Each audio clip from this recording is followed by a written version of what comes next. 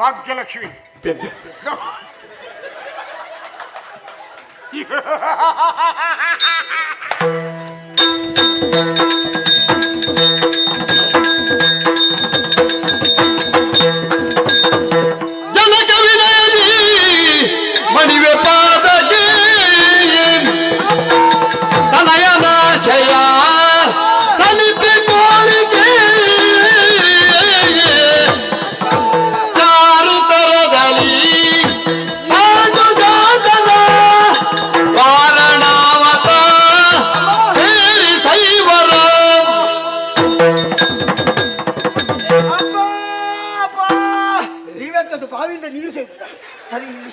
ನಾನು ಇಲ್ಲಿದ್ದೇನೆ ಅಪ್ಪ.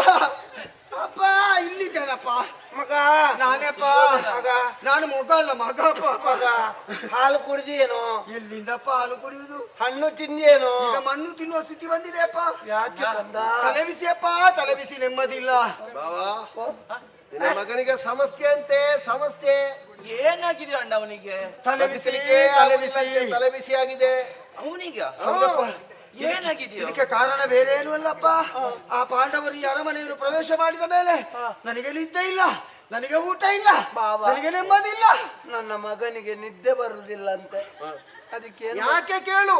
ಏನು? ಇದಕ್ಕೆ ಕಾರಣ ಪಾಂಡವರೇ. ಅದಕ್ಕಾಗಿ ಈ ಒಂದು ಸಮಸ್ಯೆಯನ್ನು ಪರಿಹಾರ ಮಾಡುವುದಕ್ಕೆ ಏನು ಮಾಡುವ ಅಂತ ನಾನು ಮಾವನು ಚರ್ಚಿಸುವಾಗ ಒಂದು ವರ್ತಮಾನ ಬಂತು. ವಾರಣಾವತದಲ್ಲಿ ಪ್ರತಿ ವರ್ಷವೂ ನಡೆಯುವಂತಹ ಪಶುಪತಿ ಉತ್ಸವ ಈ ವರ್ಷ ನಡೀತದಂತೆ. ಸಂಪ್ರತಿ ವಾರಣಾವತದಲ್ಲಿ ಪಶುಪತಿ ಉತ್ಸವವಂತೆ. ಪಶುಪತಿ ಉತ್ಸವ.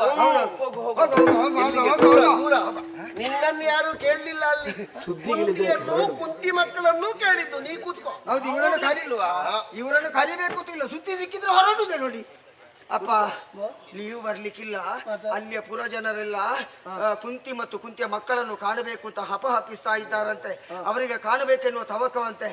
ಈಗ ಒಂದೇ ವಿಚಾರದಲ್ಲಿ ಎರಡು ಸಮಸ್ಯೆ ಪರಿಹಾರ ಆಗ್ತದಪ್ಪ. ಅಪ್ಪ ಕೆಲವು ದಿವಸದ ಮಟ್ಟಿಗೆ ಆ ಉತ್ಸವಕ್ಕೆ ಆ ಪಾಂಡವರನ್ನು ಆ ಕುಂತಿಯನ್ನು ಅಲ್ಲಿಗೆ ಕಳುಹಿಸಿ ಕೊಟ್ರೆ ಅಷ್ಟು ದಿವಸದ ಮಟ್ಟಿಗಾದ್ರೂ ನಿಮ್ಮ ಮಗ ಒಂದು ನೆಮ್ಮದಿಯಲ್ಲಿ ಇರ್ಬೋದಲ್ಲಪ್ಪ. ಬಾವಾ ಅದು ಮಗು. ಎಂತದ ಅದು? ಅವ ಮಗು ಅಲ್ವಾ? ಅವನಿಗೆ ಲೋಕ ಏನು ಅಂತ ಗೊತ್ತಿಲ್ಲ. ನಿನಗೆ ಗೊತ್ತಿಲ್ವಾ ಬಾವ? ಗೊತ್ತುಂಟು. ಗೊತ್ತಿಲ್ವಾ? ಹಾಗೆಲ್ಲ ಕೊಡ್ಲಿಕ್ಕೆ ಆಗುತ್ತದೆ? ಕೇಳಿದ್ದ ಗೌರವ ಏನು ಕಳಿಸುವುದಿಲ್ಲ ಅಂತೆ ಪಾಂಡವರು. ಆಗುದಿಲ್ಲ ಮಗ. ಅದು ನಮಗೆ ಎಷ್ಟು ಹಕ್ಕುಂಟೋ ಅವರಿಗೂ ಅಷ್ಟೇ ಹಕ್ಕುಂಟಲ್ಲ. ಇಲ್ಲಿ ನೀವೀಗ ಕಳಿಸುದಿಲ್ವಾ? ಅದು ಹೇಗೆ ಆಗುತ್ತದೆ? ಕಳಿಸ್ತೀರಾ ಇಲ್ವಾ? ಹಿರಿಯವರಲ್ಲೆಲ್ಲ ಕೇಳದೆ ಕಳಿಸ್ತೀರಾ ಇಲ್ವಾ? ಹಾಗೆಲ್ಲ ಕಳಿಸುದಿಲ್ಲ. ಆಗಿದ್ರೆ ನಿಮಗೆ ನಿಮ್ಮ ಮಗ ಬೇಡಲ್ಲ? ಮಗ ಬೇಕು. ನೀವು ಕಳಿಸ್ತೀರಾ ಇಲ್ವಾ? ಮಗ ಬೇಕು. ನಾ ಸತ್ತೆ. ನಾ ಈಗಲೇ ಸತ್ತೆ.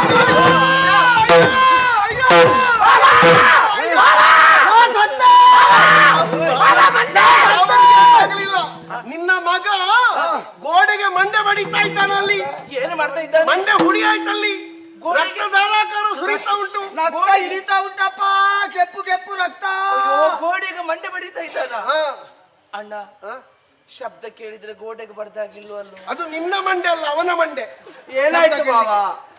ಏನಾಯ್ತು ಬಾವ? ನೋಡು, ನಿನ್ನ ಮಗನ ಮಂಡೆ ಹುಡಿ ಹುಡಿ ಆಗ್ತದೆ. ಆಯ್ತಪ್ಪ. ಆ ಗೋಡೆಯನ್ನು ಎತ್ತಿಕೊಂಡೋಗಿ ಆಚೆ ಇದೆಯಪ್ಪ. ಗೋಡೆ ಇದ್ರೆ ಅವ ಸಾಯ್ತಾನೆ ಅಂತ ಹೇಳ್ತಾರೆ.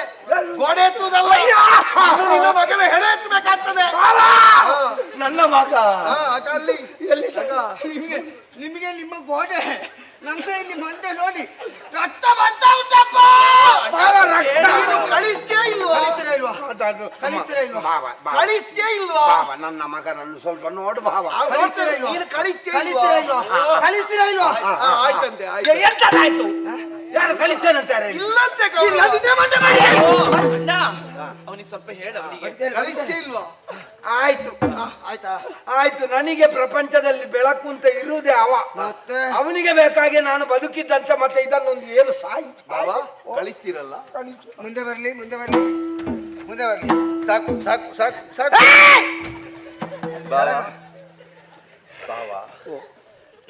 ಹೇಳಲಿಕ್ಕಾಗುವ ವಿಷಯ ಅಲ್ಲ. ನಿಮಗೂ ಒಳಗಿನಿಂದ ಗೊತ್ತಿದೆ, ಪಾಂಡವರು ಬಂದದ್ದರಿಂದ ನಮಗೂ ನಿನ್ನ ಮಕ್ಕಳಿಗೂ ಎಷ್ಟು ಸಮಸ್ಯೆ ಆಗಿದೆ ಅಂತ. ಒಂದು ಸಮಸ್ಯೆಯನ್ನು ದೂರೀಕರಿಸುವುದಕ್ಕಾಗಿ ಒಂದು ವ್ಯವಸ್ಥೆ, ಒಂದು ಯೋಜನೆ ನಾವು ಮಾಡಿದ್ದೇವೆ. ವಾರಣಾವತಕ್ಕೆ ಅವರು ಹೋದವರು ಸಂತೋಷದಲ್ಲಿ ಆಚೆಗೆ ಹೋಗ್ಲಿ ಅಷ್ಟೇ. ಒಂದು ಅವರ ಲೆಕ್ಕದಲ್ಲಿ ಒಂದು ಒಳ್ಳೆ ಕಾರ್ಯಕ್ರಮ ಮಾಡುವ ನಾವು. ಒಂದು ಊಟ ಮಾಡುವ. ಬಾವ, ಗೊತ್ತಾಯ್ತಲ್ಲ, ಯಾರಿಗೂ ಗೊತ್ತಾಗುದಿಲ್ಲ ನನ್ನ ಹೆಸರು ಬಂದೀತ. ನಿಮಗೆ ಇನ್ನು ಎಂತದಕ್ಕೆ ಹೆಸರು ನಿಮಗೆ ಹೆಸರು ಬರುವಷ್ಟು ಬಂದಾಗಿದೆ, ಇಲ್ಲಿ ಯಾಕೆ? ಆಯ್ತಾ? ಅದೇನು ಗೊತ್ತಾಗುದಿಲ್ಲ ಆಯ್ತಾ? ಆದ್ರೆ ಒಂದು ಭಾವ, ನಮ್ಮ ಹಸ್ತಿನಾವತಿಯಲ್ಲಿರುವ ಹರಿತವಾದ ಆಯುಧಗಳನ್ನೆಲ್ಲ ನನ್ನ ಮಗನ ಕೈಗೆ ಸಿಗದಂತೆ ನೋಡಿಕೋ ಬಾವ. ಅವ ಎಲ್ಲಾದ್ರೂ ಕುತ್ತಿಗೆ ಕೊಯ್ಕೊಂಡಾನು ಪುಣ್ಯಾತ್ಮ. ಬಾವಾ, ಪ್ರಕೃತ ಹಸ್ತಿನಾವತಿಯಲ್ಲಿ ನನ್ನಷ್ಟು ಹರಿತವಾದದ್ದು ಬೇರೆ ಯಾವುದುಂಟು? ಇದನ್ನೇ ಹಿಡ್ಕೊಂಡು ತಿರುಗುತ್ತೇನೆ ಅಂತ ನಾನು ಸಾಯ್ಲಿಕ್ಕೆ ಉಂಟ. ನೀನೇನು ಗಡಿಬಿಡಿ ಮಾಡಬೇಡ, ನಿನ್ನ ಅಪ್ಪನನ್ನು ಕೂತ್ಕೊಳ್ಳಿಸಲ್ಲಿ. ಅಪ್ಪ ಕಳಿಸ್ತೀರಲ್ಲ, ಹಿಂದೆ ಬರ್ಲಿ, ಹಿಂದೆ ಬರ್ಲಿ, ಹಿಂದೆ ಬರ್ಲಿ, ಹಿಂದೆ ಬರ್ಲಿ. ನೀವಲ್ಲಿ ಎಲ್ಲೋದದ್ದು? ನಾವಿಲ್ಲೇ ಇದ್ದೇವೆ, ಸ್ವಲ್ಪ ಮಾತಾಡಿದ್ದಂತೆ. ನಾವನಲ್ಲಿ ವನವಿಹಾರ. ತಂಗಿಯಮ್ಮ, ಪಾಂಡವರನ್ನು ಹೇಗಾದ್ರೂ ಕರೆದು ಕಳಿಸಿ, ಆಯ್ತಾ? ಆಯ್ತಾ? ಆಯ್ತು ಬಾವಾ, ಅಮ್ಮ ಆಯ್ತು. ಕಳಿಸಿ ಅಮ್ಮ. ಅಣ್ಣ ಅಣ್ಣ ಇದ್ದೇವೆ ನಾವಿದ್ದೇವೆ. ನನ್ನ ಮಗನನ್ನೊಂದು ನಾನು ನೋಡಿಕೊಳ್ತೇನೆ ಬಾವ.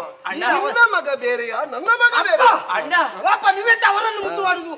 ಅಣ್ಣ, ಏನು ನನ್ನ ಮಗನ ಮಂಡೆ ಒಂದು ಸರಿ ಮಾಡೋಣ. ಇವರಿಗೆ ಒಂದು ಮಂಡದ್ದೇ ತಲೆ ಬಿಸಿ ಬೇರೆ. ಎಂತದ್ದು ಹಲಸಿನ ಸೊಳ್ಳೆ ಹಾಕುವ ಮಂಡೆ ಅದು? ತಲೆ ಬಾಬಾ ನನ್ನ ಕರುಳು ಅದು ಬೆಂದಾಗಿದೆ ಅಲ್ಲ, ಇನ್ನೆಂತದಲ್ಲಿ ನೋಡಿ. ಕಳಿಸದೇ ಇದ್ರೆ ಇವ ಏನಾದ್ರೂ ಅನಾಹುತ ಮಾಡಿಕೊಳ್ತಾನೆ. ಕಳಿಸುವುದೇ ಒಳ್ಳೇದು. ಯಾರಪ್ಪ ಅಲ್ಲಿ ಕುಂತಿ ಸಹಿತವಾಗಿ ಪಾಂಡವರನ್ನು ಬರುವುದಕ್ಕೆ ಹೇಳಿ.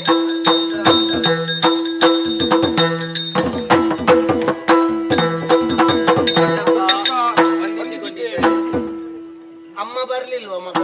ಬಂದಿದ್ದಾರೆ. ಮನಿದ ಪಾಂಡವರಿಂಗೆ ಮತ್ತ ವನಜಲೋಚನೆ ಪೃಥಿಗೆ ವಿವರವಾಗ ಜನಪದರು ಹುತ ಕಡುಗಿದನುತ ಪರದಿವಗಿರದಲ್ಲಿ. ಕುಂತಿ, ನನಗೆ ಅರ್ಥ ಆಗುತ್ತದಮ್ಮ. ಜೀವನದಲ್ಲಿ ನಿನ್ನ ನೋವೇನು, ನೀನು ಪಟ್ಟ ಕಷ್ಟ ಏನು, ನಾನೇನು ತಿಳಿಯದವ ಅಲ್ಲ. ಇದು ನನಗೆ ಬೇಕಾ ಮಗ? ನಾನೇನು ಅಧಿಕಾರದ ವ್ಯಾಮೋಹ ಉಂಟು ಅಂತ ಇಲ್ಲಿ ಅಂಟಿಕೊಂಡು ಕೂತದ್ದ? ಅನಿವಾರ್ಯ ಮಗ, ಜಾಗಕ್ಕೆ ಜನ ಇಲ್ಲ, ಆದ್ರಿಂದ ಕೂತದ್ದು. ನಾ ಬರುವಾಗ ತಂದಿದ್ದೇನೋ, ಹೋಗುವಾಗ ಕೊಂಡೋಗ್ತೇನ. ನನಗೆ ಯಾವುದು ಬೇಡ. ಪ್ರಜೆಗಳ ಒಂದು ನಗು ಕಾಣಬೇಕು, ಹತ್ತಿನೆಯ ಪ್ರಜೆಗಳಿಗೆ ನೋವಾಗಬಾರದು ಎನ್ನುವ ಕಾರಣದಿಂದ ಚಕ್ರವರ್ತಿ ಪೀಠವನ್ನೇರಿದ್ದು ಮಗ. ದೊಡ್ಡ ಮನಸ್ಸು ನಿಮ್ಮದು. ಆದ್ರೆ ಏನು ಮಾಡೋಣ ಹೇಳು? ಅರಸನಾದಂತಹ ನನಗೆ ನೆಮ್ಮದಿ ಇಲ್ಲದ ಹಾಗೆ ಹೋಯಿತು. ಏನಾಯ್ತು ಬಾವಯ್ಯ? ಯಾವಾಗ ನೋಡಿದ್ರು ಮಕ್ಕಳ ದೂರು. ಪಾಂಡವರಿಗೂ ಕೌರವರಿಗೂ ಜಗಳ ಆಯ್ತಂತೆ. ಪಾಂಡವರು ಕೌರವರು ಹೊಡೆದಾಡಿಕೊಂಡ್ರಂತೆ. ಪಾಂಡವರು ಕೌರವರು ಒಟ್ಟಿಗೆ ಊಟ ಮಾಡ್ಲಿಲ್ಲಂತೆ. ಇದನ್ನು ಕೇಳಿ ಕೇಳಿ ನನ್ನ ಕಿವಿ ಕಣ್ಣು ಹೋಗುವುದಕ್ಕಿಂತ ಕಿವಿಯಾದ್ರೂ ಹೋಗ್ತಿತ್ತು. ಮಕ್ಕಳು ಸಣ್ಣವರು, ಇಂದಲ ನಾಳೆ ಸರಿ ಹೋದರು ಬಾವಯ್ಯ. ನೀವೆರಡು ಹಿತವಚನಗಳನ್ನಾಡಿದ್ರೆ ಕೇಳಿಯಾರು ಮಕ್ಕಳು. ನಾನು ನನ್ನ ಮಕ್ಕಳಿಗೆ ಬುದ್ಧಿ ಹೇಳಿದ್ರೆ ಅವರು ಕೇಳುವುದು. ಅಷ್ಟೆಲ್ಲ ಒಳ್ಳೆಯವರಲ್ಲ ಬಿಡು. ಬೇಡ ಬಿಡಿ. ಅಕ್ಕ ಒಂದೆರಡು ಮಾತನಾಡಿದ್ರೆ ಕೇಳಿಯಾರು. ಯಾರು? 1-2 ವರ್ಷಕ್ಕಿಂತ ಹಿಂದೆ ಎಲ್ಲ ಪ್ರಸಂಗದಲ್ಲೂ ಅವಳದ್ದೇ ಸ್ವರ ಕೇಳ್ತಾ ಇದ್ದಾರೆ. ಈ ವರ್ಷ ಸ್ವಲ್ಪ ತಣ್ಣಗಾಗಿದ್ದಾಳೆ. ಜೀವನದ ಅನುಭವಗಳು ಪಾಠವನ್ನು ಕಲಿಸಿವೆ. ಮತ್ತೆ ಮಾತಾಡಬೇಕಾದ ಸಂದರ್ಭದಲ್ಲೇ ಅವಳು ಮಾತಾಡಲಿಲ್ಲ. ಇನ್ನು ಮಾತಾಡಿ ಪ್ರಯೋಜನ ಇಲ್ಲ ಅಂತ ಅವಳಿಗೂ ಅರ್ಥ ಆಗಿದೆ. ಹಾಗಿದ್ರೆ ಈ ಸಮಸ್ಯೆಗೆ ಪರಿಹಾರ ಬೇಡವೆ? ಪರಿಹಾರವನ್ನು ನಾನು ಕಂಡುಕೊಂಡಿದ್ದೇನಮ್ಮ.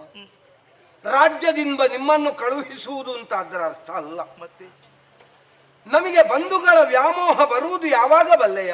ಯಾವಾಗ? ಬಂಧುಗಳು ನಮ್ಮನ್ನು ಅಗಲಿ ಹೋಗಬೇಕು. ಇದ್ದಾಗ ಯಾರ ಬೆಲೆಯೂ ಗೊತ್ತಾಗುವುದಿಲ್ಲ. ಹೌದಮ್ಮ. ಆ ಬಂಧುಗಳ ಜೊತೆಯಲ್ಲಿ ನಾವು ಬೆರೀಬೇಕು, ಬಾಳ್ಬೇಕು ಎನ್ನುವಂತಹ ಆಶೆ ಹುಟ್ಟಲು ಬಹುದು ಎನ್ನುವಂತಹ ನನ್ನ ದೂರದಲ್ಲಿರುವಂತಹ ಒಂದು ಆಲೋಚನೆ. ಹಾಗಂತ ನಿಮ್ಮನ್ನು ಕಳುಹಿಸುವುದೆಲ್ಲಿಗೆ?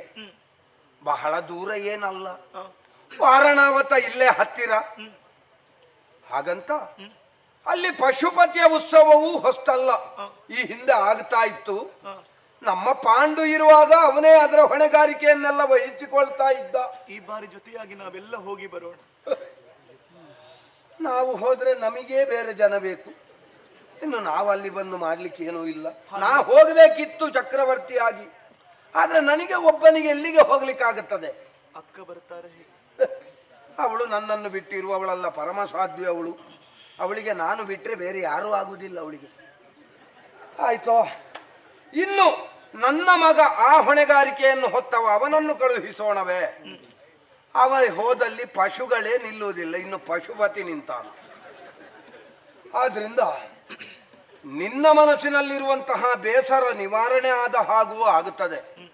ಅದಲ್ಲದೆ ಹೊಸ ಪರಿಸರವನ್ನು ನಾವು ಸೇರಿಕೊಂಡೆವು ಅಂತಾದ್ರೆ ನಮ್ಮ ಮನಸ್ಸಿನಲ್ಲಿದ್ದಂತಹ ಒಂದಷ್ಟು ಬೇಸರಗಳು ಕಳೆದ ಹಾಗೂ ಆಗುತ್ತದೆ. ಈ ಎರಡು ಉದ್ದೇಶದಿಂದ ನೀವು ವಾರಣಾವತಕ್ಕೆ ಹೋಗಿ ಸ್ವಲ್ಪ ಕಾಲ ದೇವತಾರಾಧನೆಯನ್ನು ಮಾಡಿ ಪಶುಪತಿಯ ಉತ್ಸವ ಎಲ್ಲ ಮುಗಿದ ಮೇಲೆ ಮತ್ತೆ ಬರೆಸಿಕೊಳ್ಳುವ ವ್ಯವಸ್ಥೆ ನಾನೇ ಮಾಡ್ತೇನೆ. ಹೇಗಮ್ಮ, ಹೋಗಿ ಬರ್ತೀರಲ್ಲ? ಸರಿ ಬಾಬಯ್ಯ, ನಮಗೂ ಬದಲಾವಣೆ ಎನ್ನುವುದು ಬೇಕಿತ್ತು. ದೇವತಾ ಅನುಗ್ರಹದಿಂದ ಎಲ್ಲವೂ ಸಿದ್ಧಿಸಿತು. ಹೋಗಿ ಬರ್ತೇವೆ. ಆಯ್ತಮ್ಮ, ಆಯ್ತು ಆಯ್ತು.